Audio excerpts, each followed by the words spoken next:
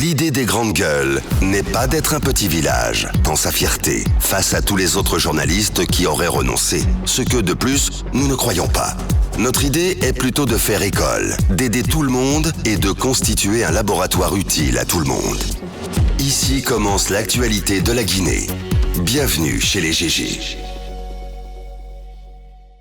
Oui, sur Espace TV, le 12 mai, évidemment, il faut le rappeler, l'arrivée de votre chaîne sur les bouquets Canal+, un pas de plus, voilà, il faut le dire, même si ce n'est pas une fin en soi. Merci de votre fidélité. La crise sanitaire mondiale due donc au Covid-19 a mobilisé depuis 6 mois maintenant une pluralité de ressources, il le dit en bas ce matin. En première ligne, les hommes en blouse dans leur grande variété, et à leur côté, donc les scientifiques qui font les mains et les pieds pour comprendre le virus maudit. L'enjeu des actions d'un point à l'autre du globe étant la mise évidemment au point de protocoles efficaces contre la pandémie. Dans cette perspective justement, plusieurs pays mais aussi plusieurs sujets ont retenu l'attention des médias, partant de la suspension à la subvention américaine à l'OMS, à la polémique sur la chloroquine, ou encore de l'Artemisia annua, donc le remède malgache. Et quel modèle de riposte au Covid-19 pour l'Afrique de l'Ouest? Nous posons cette question ce matin, mesdames et messieurs. Il sera avec nous sous les coups de 10h10. C'est bien sûr professeur Cheikh Sorna, il faut le dire, épidémiologiste, donc directeur de la recherche de l'URD et collègue donc de professeur Didier Raoul du côté de Marseille. Il sera en direct ce matin chez les GG sur Radio Espace Guinée. À mesure que l'épidémie de coronavirus progresse en Guinée, la question de la partition des cliniques privées dans la riposte se fait de plus en plus audible à Conakry, où elle prodigue donc 70% des soins médicaux, des cabinets médicaux, donc cliniques et polycliniques, restent des véritables foyers de contamination dans un contexte de raréfaction des équipements de protection individuelle. Elles viennent d'élaborer dans ce fait un plan de riposte au Covid-19 à intégrer désormais à la lutte. Quelles sont les préconisations donc dans ce plan de riposte? Nous posons toutes ces questions ce matin à Dr Souleymane Touré, président de la Fédération des cliniques privées de Guinée, et c'est en direct ce matin chez les GG sur Radio Espace Guinée. Vous continuez à réagir évidemment, les contacts s'affichent juste en bas de l'écran si vous le souhaitez bien, c'est GG au 8037, sinon sur Twitter ça se passe là, hashtag Espace GG. On parle de SLEG ce matin, mon cher Jacques Lewaleno, les enseignants toujours privés de salaire, mon cher. Oui, les enseignants sont toujours privés de salaire et après la communication du Premier ministre, on l'avait interpellé là-dessus. Il avait promis que le plan était dynamique et lorsqu'il y aurait eu réflexion, le ministère de l'Éducation pourrait avoir des propositions à faire dans ce sens. Et là, il s'agit bien des enseignants du privé et puis il y a également ceux qui étaient engagés dans la grève et qui, bien entendu, ne l'ont arrêté que lorsque finalement l'État a décidé d'arrêter les cours pour faire du Covid-19. Je pense qu'aujourd'hui, on devrait pouvoir se poser un certain nombre de questions parce que est-ce que si le Covid-19 n'était pas intervenu, ces enseignants qui sont en grève allaient toujours continuer à suivre le mot d'ordre? C'est une question fondamentale. Et l'autre question, est-ce que finalement il n'y avait pas d'autres enseignants qui avaient repris des cours mais qui malgré tout n'étaient pas pris en compte par l'État? Parce que il y a les primes d'incitation qui avaient commencé à être payées à quelques enseignants.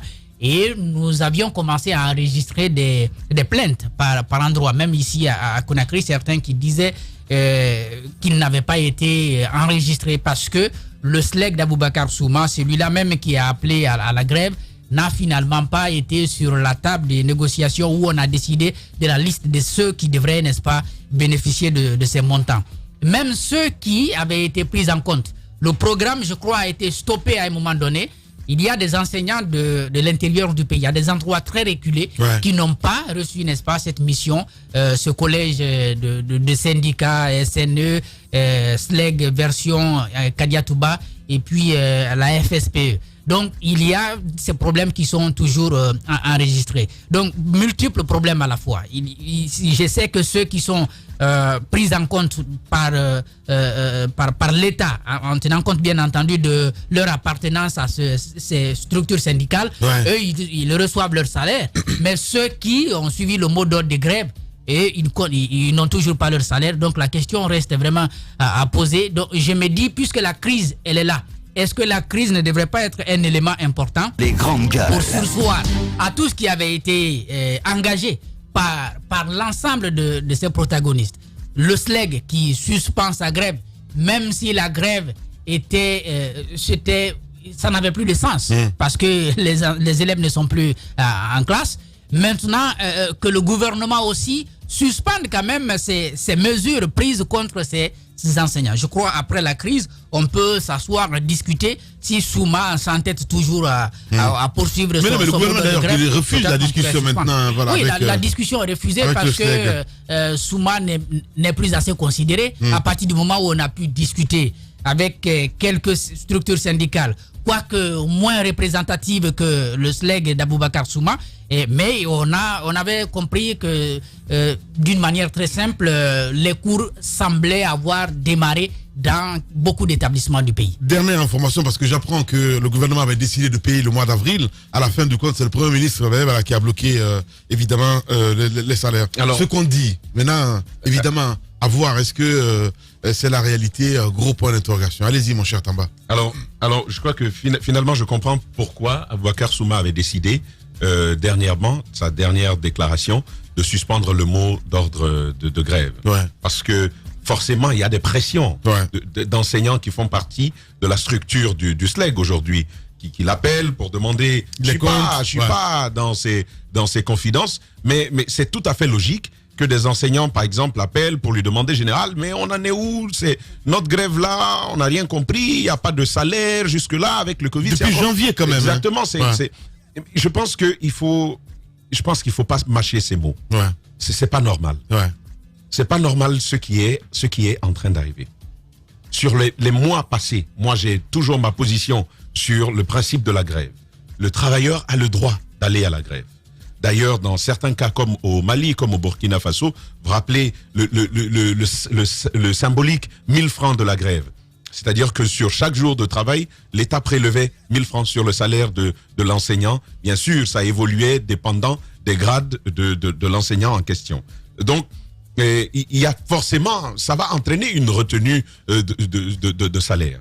Mais nécessairement pas tout, comme ça se fait ailleurs au terme de protocoles qui ont été convenus entre les syndicalistes et l'État. Et d'ailleurs, je faisais la suggestion à Roméo, alors qu'il était encore au SLEG, je faisais la suggestion à Aboubacar Silla lui-même. Aboubacar Souma, pardon.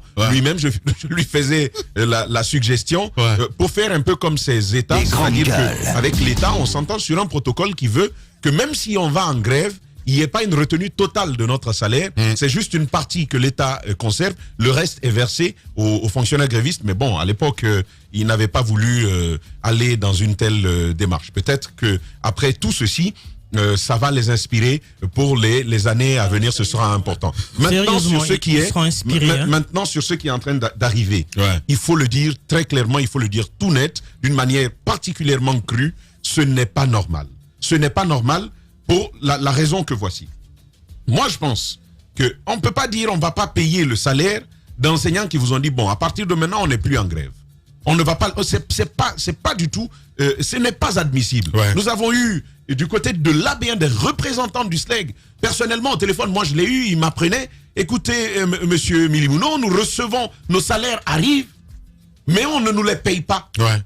Mais oui, que c'est bloqué au niveau des DPE. Exactement, c'est ce qu'il nous a appris du côté de l'AB. Mais on vit comment? Un enseignant qui, lui, a besoin de vivre, de faire vivre sa famille, ses enfants, de faire face aux exigences de la vie. Il doit payer le loyer, il doit payer l'électricité, même si c'est suspendu pour un moment. Mais il y a pas mal d'urgence aujourd'hui. Quand il tombe malade, comment il fait?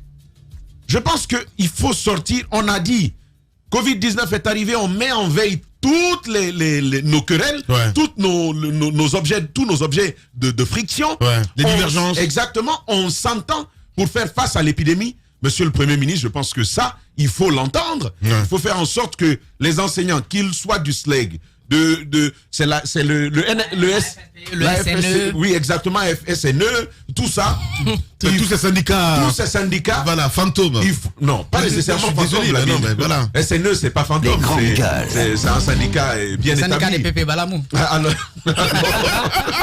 Alors, je pense que, non, sincèrement, il faut pouvoir faire face à une urgence, c'est celle de la vie aujourd'hui. C'est pas une histoire de profession, c'est une histoire de vie. C'est bien dit.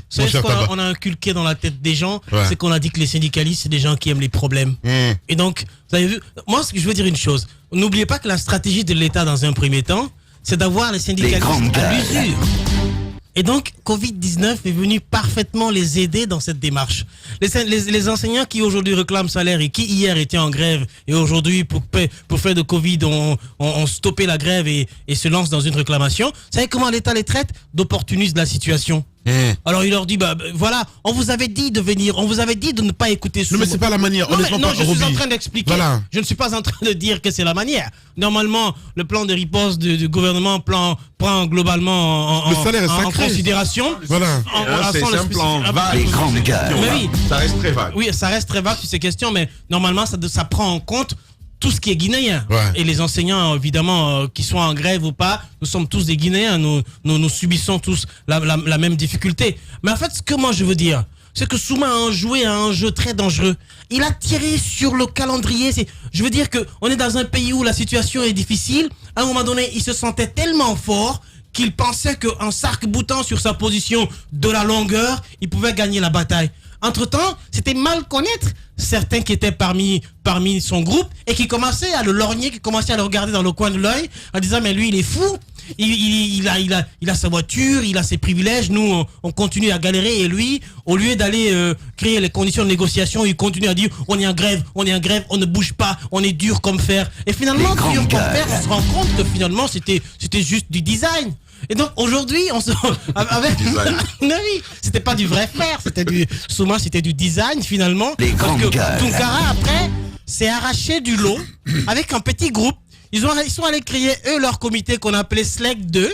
Et ils sont allés discuter avec le ministère de la fonction publique et ils ont de ce fait complètement si vous voulez, complètement disloquer le groupe et affaibli Souma dans sa position. Et ce qui n'aide pas, finalement, c'est que le Covid qui vient s'ajouter à la grande galère qu'ils ont déjà subie depuis janvier. Ils ont déjà assez tiré le diable par la queue. Ils sont venus s'ajouter à la grande corde des Guinéens qui, finalement, nous tous, on tire le diable par la queue, sauf que eux, ils ont commencé depuis janvier. Vous savez, leur condition de vie est devenue extrêmement difficile et l'État, finalement, dit bien.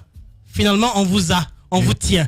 Donc aujourd'hui, les DPE jouent sur cette corde. C'est une forme de négociation qu'ils veulent. Les DPE ont les salaires des enseignants, ils veulent pas les payer parce qu'ils veulent tout simplement les amener à être beaucoup plus conciliants. Et moi, ce que je retiens de tout ça vers la fin, c'est qu'après le Covid-19, vivement la fin finalement parce qu'on en a un peu marre. Après, je pense que la logique va changer. Les discussions vont commencer et les choses sérieuses vont commencer. Je pense qu'ils vont trouver terrain d'entente parce qu'ils vont se rendre compte que ce n'est pas la peine de tirer trop sur la longueur. Quand on tire trop sur la longueur, finalement, c'est nous qui en souffrons plus.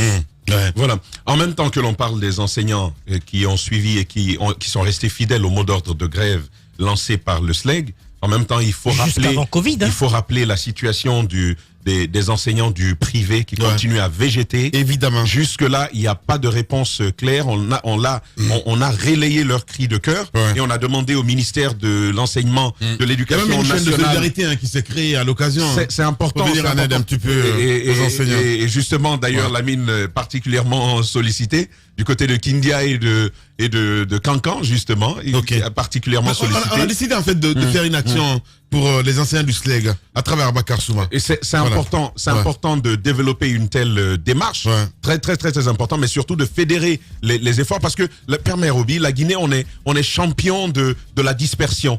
Si par exemple on s'était entendu pour aller ensemble contre le Covid-19. Mais vous voyez, il y a une telle action, ici, il y a une telle autre action, il y a une telle autre action là-bas. Les efforts sont éparpillés, c'est bien, mais je pense que si on s'était mis ensemble avec une bonne coordination, on aurait mieux aider les gens, on aurait mieux planifié l'aide à apporter aux gens. Cela dit, nous sommes en démocratie à tous les niveaux. Je pense que c'est important, les gens peuvent continuer à le faire. Quoique je continue de maintenir qu'on aurait pu avoir un meilleur impact s'il y avait une action qui avait été concertée. Donc ces enseignants du privé, il faut les prendre en compte parce qu'aujourd'hui, il y a un qui m'a dit, si on ne nous donne pas du riz, ça, j'ai le message. Si on ne nous donne pas du riz, il a dit, c'est pas le Covid qui va nous tuer, hein. Nous, on va marcher. Il m'a clairement dit ça. Il dit, je préfère marcher plutôt que de mourir à la maison. Et quand on parle tout à fait normal, et quand on parle de la mine, ouais. J'ai appris aussi que sur les bourses d'entretien des étudiants, rien. Depuis plusieurs mois, on me parle de janvier. On nous parle du mois de janvier. Vous vous rendez compte, un étudiant, parce qu'on a vécu cela, vous quittez l'intérieur du pays, vous venez dans les grandes agglomérations, vous y vivez, et il n'y a aucune bourse d'entretien pour eux. Le ministère de l'Enseignement supérieur doit pouvoir se bouger pour faire face à cette situation. Les étudiants végètent. Les étudiants, ils sont là, mais ils se dessèchent dans cette situation parce qu'il n'y a rien du tout pour pouvoir manger. Il faut que l'État, là également, prenne une mesure urgente. On ne peut pas continuer à dire qu'on vole au secours des gens pendant que ces gens, les mêmes personnes, sont en train de souffrir de faim. Il faut encore une fois une action imminente, urgente et rapide de l'État. Agir, hein, voilà, c'est aussi simple. Allez-y. Pour les enseignants du privé, je le dis encore une fois, l'État doit vraiment agir pour les aider parce qu'il faut qu'ils les considèrent que ce sont aussi des employés de la République parce qu'ils enseignent nos enfants. Mais j'ai envie de dire quand même quelque chose. Les parents d'élèves, Jacques, non, j'ai envie de dire quelque chose. Moi, je voudrais arriver aux parents d'élèves. Je veux parler d'abord des fondateurs. Je crois que c'est quand même de la cupidité cela. Même s'ils n'ont pas de moyens, parce qu'ils peuvent nous dire l'argent que nous avons reçu, nous l'avons investi, on a utilisé ceci, mais ils devraient être au devant de ce combat. Les fondateurs d'écoles privées devraient être au devant de ce combat-là, faire des démarches auprès de l'État pour obtenir quelque chose de manière à supporter, n'est-ce pas, ces enseignants-là. Ce sont des enseignants-là qui font de leurs écoles ce qu'elles ont. Sans enseignants, ils ne peuvent pas avoir d'école privée. Il faut qu'ils arrêtent de se taire et de faire semblant comme si c'est un privilège qu'ils accordaient à ces jeunes qui évoluent, n'est-ce pas, dans ces écoles, parce qu'après l'université, bien entendu, il faut passer par là avant de s'offrir un bon emploi. Je crois qu'il faut qu'ils sortent de leur mutisme, qu'ils puissent, n'est-ce pas, cotiser.